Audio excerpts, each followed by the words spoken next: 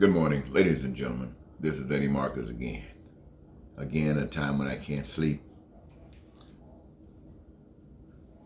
I'm constantly thinking about the human condition. You know, day in, day out, and most of my nights. The human condition. Thinking about it. Speaking out for it. Comparing what I have learned love to be with hate.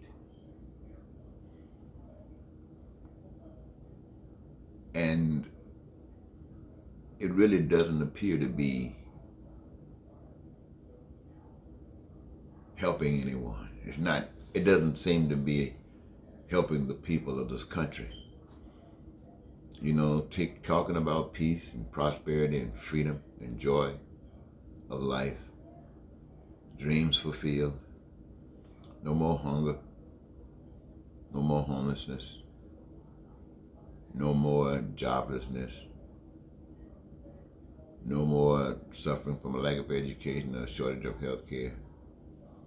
Seems to be everything that the people need, want, and desire. Along with that, an opportunity to constantly grow as their imagination can guide them. A dream come true for everyone, you would think. And yet, after 40 years of speaking out for that, I've heard no one speak seriously about it. I can't recall ever hearing anyone. The closest thing that comes to my mind is maybe Dr. King. I say that because he died. Maybe Malcolm X because he died. Everybody else is just used as rhetoric. It sounds good. We put some action behind it, no way. I'm thinking about the 9-year-old kid who was mentioned on the news today, who drowned trying to come out of this hell-infested place where she's coming from, where Satan has taken over, trying to come to a place that they hope that a little God still remains. That's here. Then you think about Myanmar. Just turn your television, turn your news, social media, wherever, and see what's happening in Myanmar. See how these people are overcome with the satanic spirit. And I say satanic, and I'm talking about the way they treat one another. You got the military coup that's going on. And in this particular activity, they are beating people and killing people. I mean, any number of people. I mean, shooting them down like they're shooting cans or bottles. Military people kicking people in the head with these boots and stuff. And then I saw people riding by on bikes and got shot down. Oh my God. Satan. And this is what they had planned and hoped for on January 6th.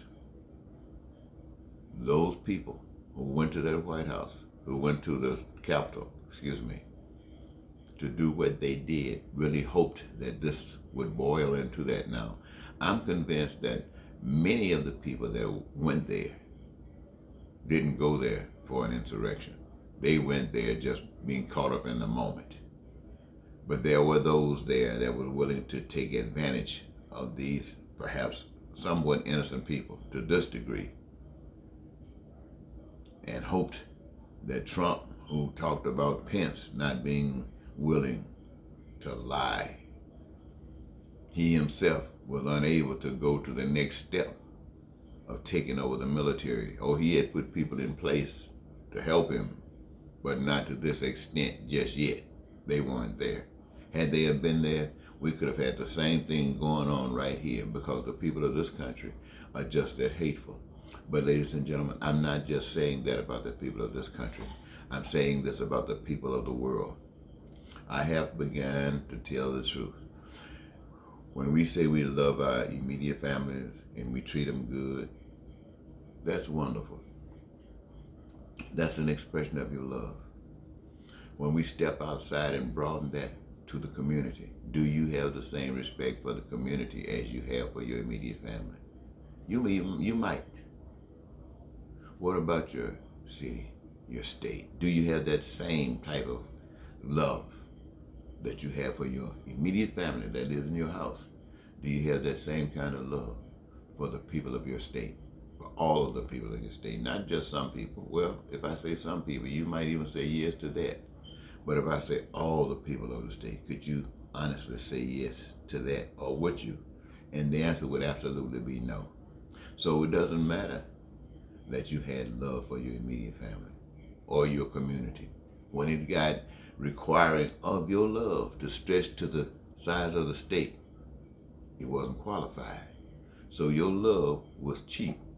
Your love really didn't mean anything in the scope of love, except as a teaching tool to show you where you have not gone, to show you where you need to go.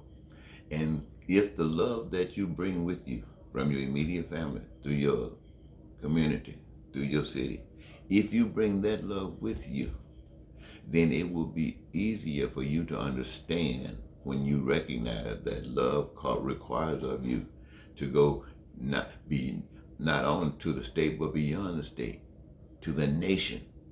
Love requires that you go to the nation. But love doesn't stop there. It requires that you go to the entire human population. And it probably doesn't stop there. It probably means you got to start loving every living thing. But it's all about learning love. To learn to love is to learn God. To learn God is to know the power of creation. To know the power of creation is to participate in the creative process to produce the best that can be produced at any given period in time. When you think about the many things that's so important to people.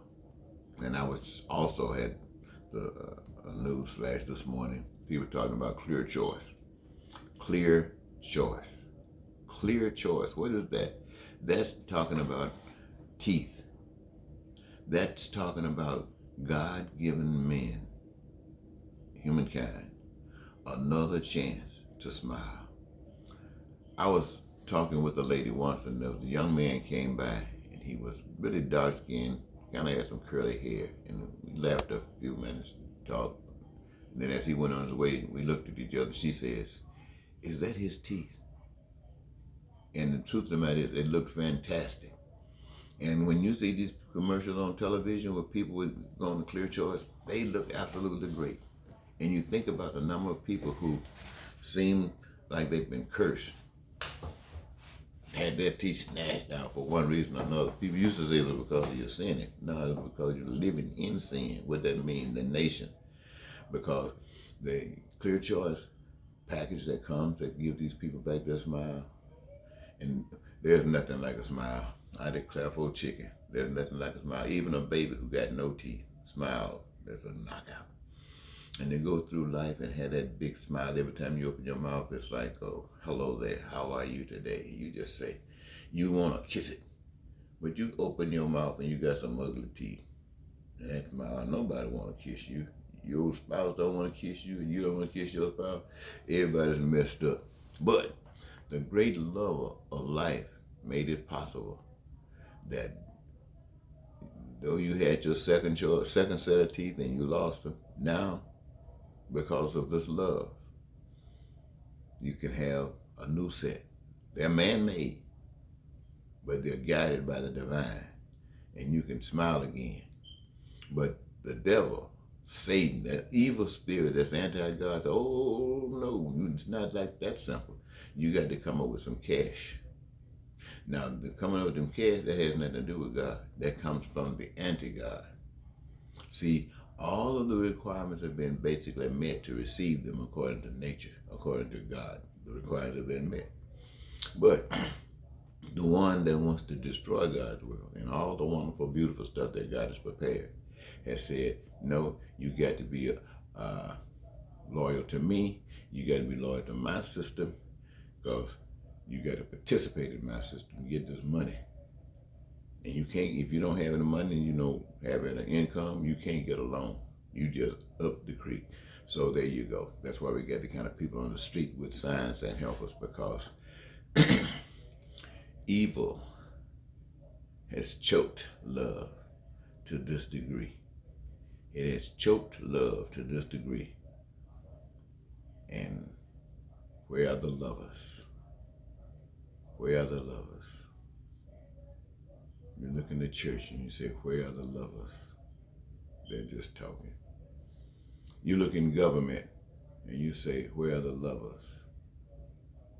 They're not there. They're just talking. You look in the community and you say, where are the lovers? They're not there. They're just talking. Now, it sounds like the whole message that I've given you is a message about sinking. And that is true. We are sinking. But the message is not to make you give up hope. It makes you put hope aside and start flexing your muscles of action and doing something and rising up out of this sinking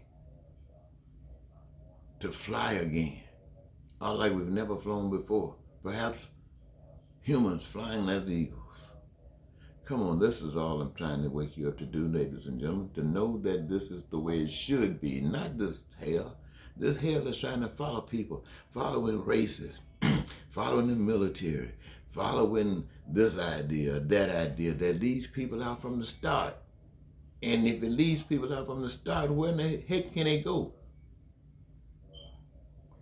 It's not supposed to go anywhere, because the lovers are not to allow it. So, ladies and gentlemen, it is our duty. You people, you're smart. Start doing something. Start getting organization together. Start going back to church and tell your preacher to start talking about love and stop talking about death. Start telling people how to have peace and prosperity. Start talking about that. Teach the people how to do this stuff. Forget about the Bible stories. Start taking the Bible stories and turning into practical activities every day. Wow. Well, I guess I'll stop there. Thank you so much.